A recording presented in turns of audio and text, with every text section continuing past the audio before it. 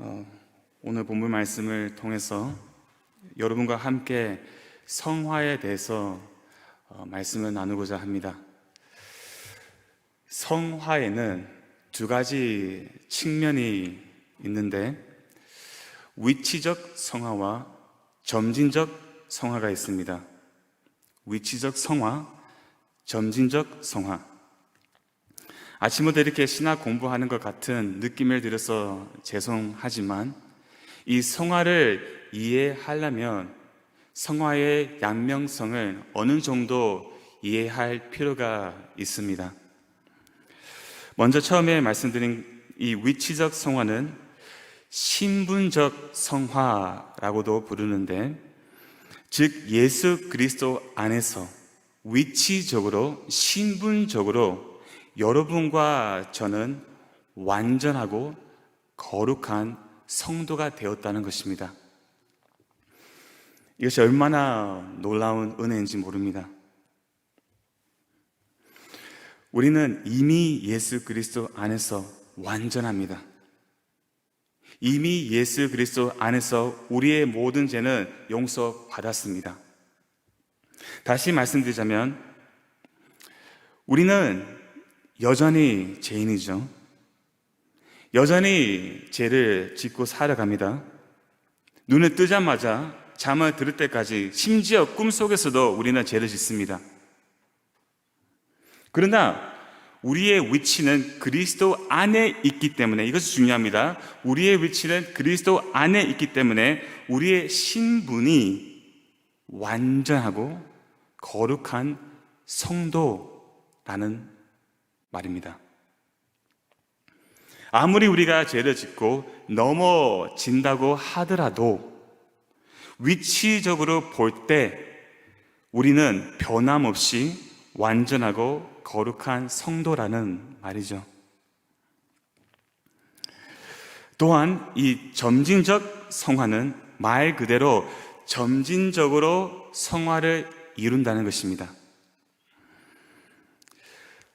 실천되는 성화라고도 부르는데요. 사실 이 성화라는 말은 set apart, 구별하다라는 뜻인데, 바로 하나님께서 예수 그리스도의 피로 말미암아 여러분과 저를 어떻게 하셨습니까? 세상과 구별하셨습니다. 그리고 우리가 이 땅에서 구별된 삶을 살 수 있도록 하나님께서 우리 안에 착한 일을 시작하셨는데, 그것은 바로 성령님께서 우리의 마음과 삶 속에서 역사하신다는 말입니다. 즉 성령님께서 우리 삶 가운데, 또 우리 마음 가운데 우리 옛사람을 죽이시고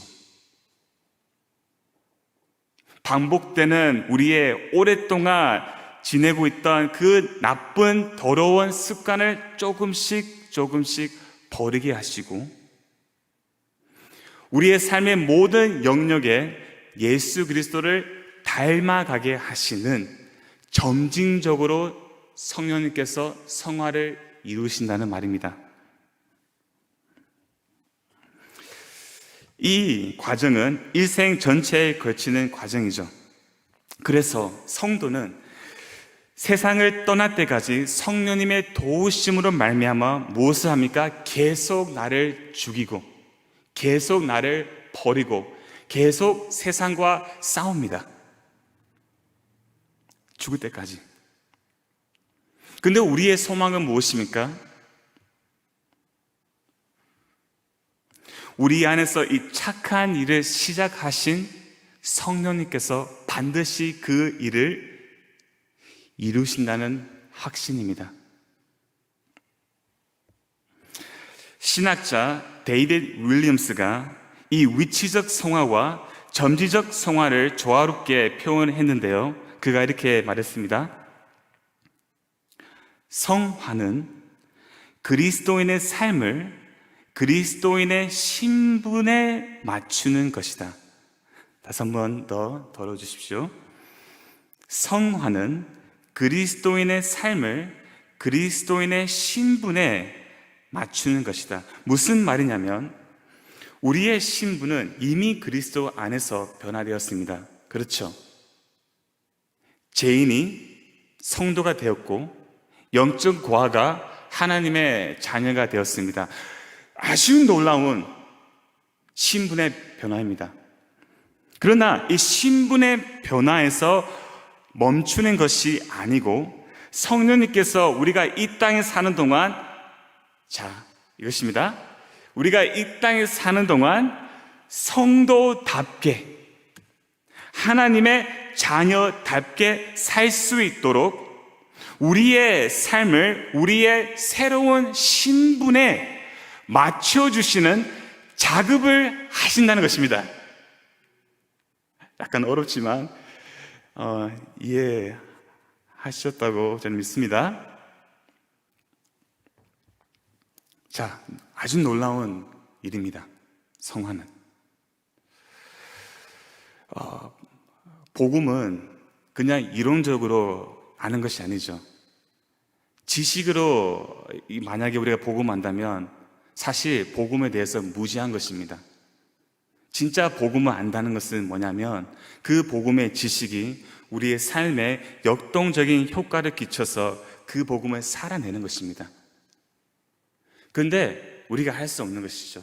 성령님께서 하시는 것인데 바로 그것이 뭐라고요? 성화라는 것입니다. 자, 이제 오늘 본문 말씀을 통해 점진적 성화가 어떻게 우리 삶에서 실천되는지 이것에 대해서 간단히 보도록 하겠습니다. 다 같이 1절 말씀 읽겠습니다. 1절 말씀. 그러므로 형제들아 우리가 끝으로 주 예수 안에서 너에게 구하고 권면하노니 너희가 마땅히 어떻게 행하며 하나님을 기쁘시게 할 수 있는지를 우리에게 배웠으니 곧 너희가 행하는 바라 더욱 많이 힘쓰라. 아멘. 지금 바울은 데살로니가 성도들에게 하나님을 기쁘시게 할 수 있도록 더욱 많이 힘쓰라고 구하고 권면하고 있습니다. 그렇죠. 우리는 하나님을 기쁘시게 하는 일에 더욱 힘써야 합니다. 우리가 지금 성화에 대해서 보고 있는데 여러분, 성화의 목적과 성화의 본질은 무엇이냐면 바로 하나님을 기쁘시게 하는 삶입니다. 하나님을 기쁘시게 하는 삶, 이것이 성화의 목적이고 본질입니다. 여러분,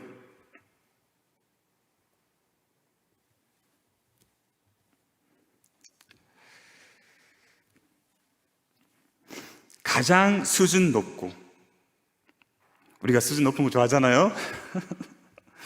가장 탁월하고 엑셀런스, 가장 탁월하고 가장 성숙한 영적인 삶은 무엇일까요?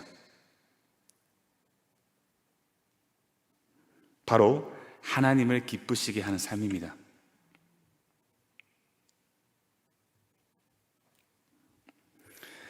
자, 여러분, 하나님을 기쁘시게 해 드리려면 나를 기쁘게 하는 삶을 지속해서 죽이고 버려야 합니다. 이것에 대해서 나중에 조금 더 자세하게 말씀드리겠습니다. 중요한 것은 이 점진적 성화는 시너지 효과를 냅니다. 시너지, 무슨 말이냐면 성화는 하나님만 하시는 일이 아니고 우리도 그 일에 참여한다는 것입니다. 보십시오. 칭의는 믿음으로 말미암아 의롭게 되는 이 칭의 사건은 처음부터 끝까지 전적으로 하나님께서 이루는 사건이지만 이 성화라고 하는 사건은 하나님과 성도가 함께 이루는 것입니다. 중요한 것은 내가 힘이 있어서, 내가 자격이 있어서, 내가 할 수 있어서 성화를 이룬 것이 아니고 하나님께서 우리에게 은혜를 주시고 그 은혜에 반응하는 것입니다. 이것이 중요한 것입니다. 자, 이 참여한다는 말은 즉 intentionality라고 합니다. 중요한 신학적 용어입니다. 무슨 말이냐면 의도성, 보여준다는 것입니다. 그러니까 성화의 이 가정에, 이 점지전 가정에 나도 함께 참여하는데, 그것이 뭐냐면 의도성을 보여준다는 것입니다. 무슨 말이냐면 성도는 성화에 대해서 무관심하거나 안주하지 않는다는 것입니다. 스스로가 의도적으로, 아까 전에 말씀드린 것처럼 하나님의 은혜를 통해서 의도적으로 그리스도를 닮기 위해 노력하고 거룩함을 추구하고 말씀에 순종하려고 애쓰고 유혹을 피하려고 노력합니다. 예배에 참여하고 말씀 공부하고 말씀을 듣고 기도하고 성도의 교제를 나누고 봉사하며 이 모든 은혜의 수단을 어떻게 해서라도 사용하려고 합니다. 물론 더 많이 실패하고 넘어지기도 하겠지만 성도는 더 성화되고 싶은 열망이 있습니다. 열망이 있어요. 여러분의 삶에는 성화에 대한 어떤 의도성이 보이십니까? 아니면 관심이 없으십니까? 우리의 가장 심각한 문제는 관심이 없다는 것입니다. 저도 마찬가지입니다. 관심이 없다는 것입니다. 그냥 이 정도면 만족하다는 잘못된 태도를 우리가 가지고 있어요. 아닙니다. 성도는 더 성화되고 싶은 열망이 있습니다. 다시 이제 말씀을 읽겠습니다. 우리가 주 예수로 말미암아 너에게 무슨 명령으로 준 것을 너희가 아니라. 아멘.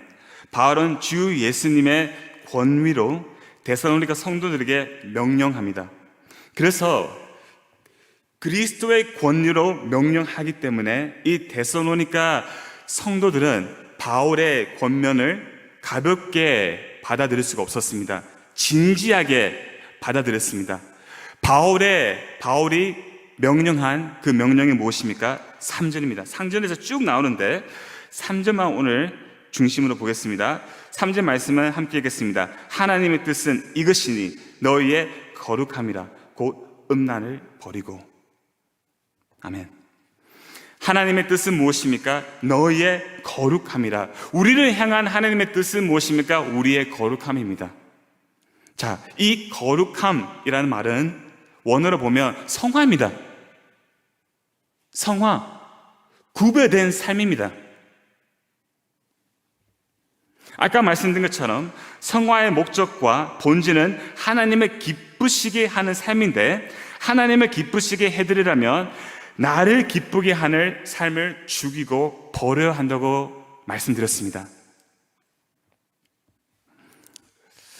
나를 기쁘게 한다는 말이 무슨 의미일까요? 바울은 이렇게 표현합니다. 곧 음란이라.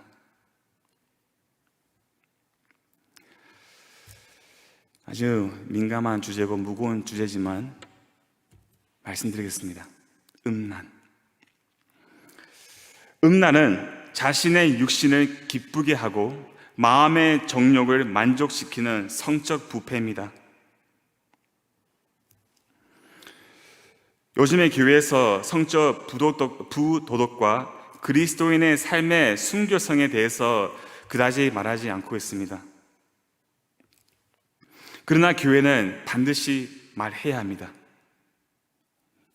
경고해야 합니다. 왜냐하면 이 성적 타락은, 이 성적 죄는 인간이 가장 약한 죄이기도 하지만 이 성적 죄는 모든 관계를 파괴해버립니다. 아주 무서운 죄입니다. 인간의 근본적인 죄입니다.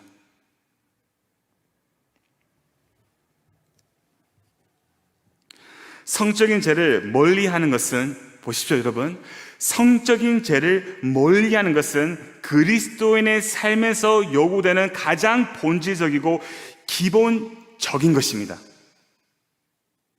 기본적인 거예요. 그럼에도 불구하고 성적인 죄로 인해 얼마나 많은 목회자나 성도들이 무너집니까? 얼마나 많은 부부 관계가 깨집니까?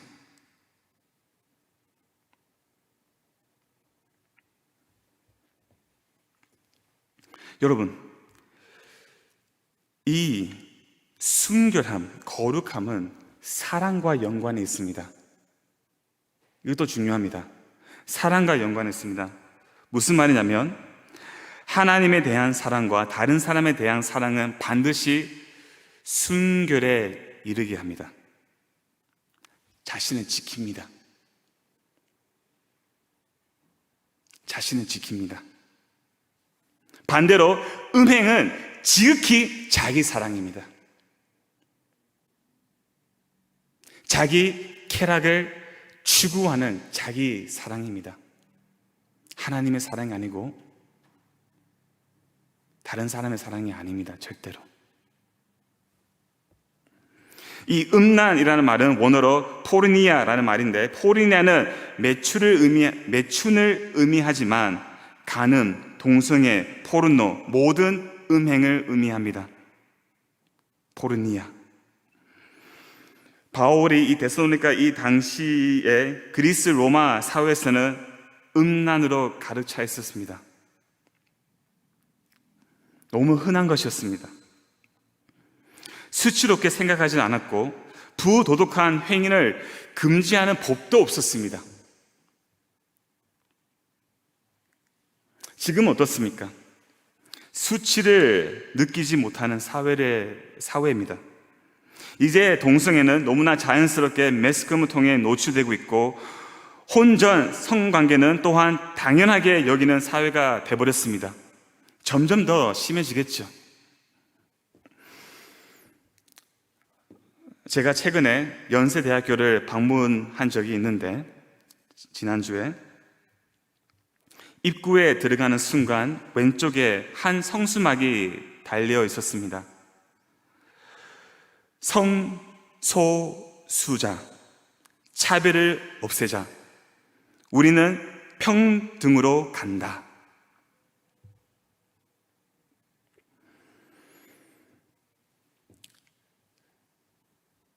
성수수자, 동아리가 건 선수막인데, 여러분 아시다시피 연세대학교는 언더우드 선교사님이 세우신 기독교 대학교입니다. 저는 그 현수막을 보는 순간 너무나 안타까웠고 너무나 슬펐습니다.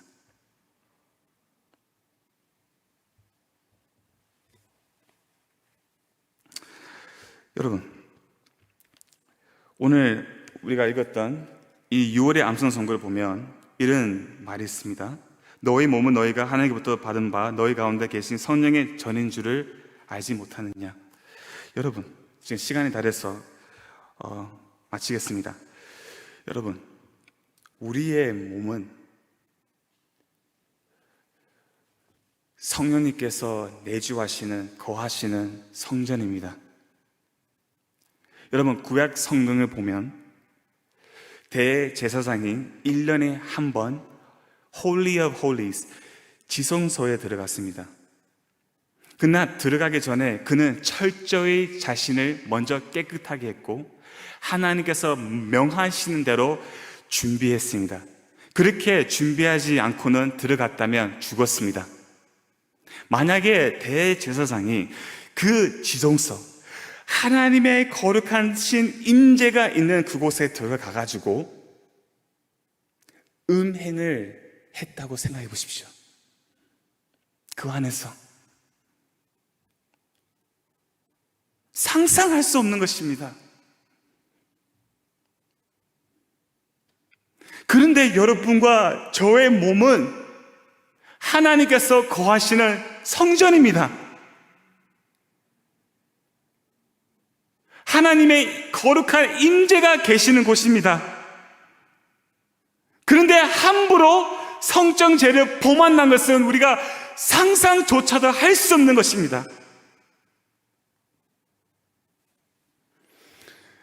여러분, 이 성적인 죄는 아주 소소한 것에부터 시작됩니다. glance of an eye, 잠깐 바라보는 것. A simple thought, 아주 순수한 생각. 이 보는 것과 우리의 생각을 통해서 음란은 시작이 되는 거예요. 그래서 Puritan 존 오웬, 이 청교도 신학자 존 오웬은 아주 기가 막힌 책을 줬습니다. 죄 죽임이라는 책을 썼는데 그 책을 보면 이렇게 말합니다. Kill sin or it will kill you.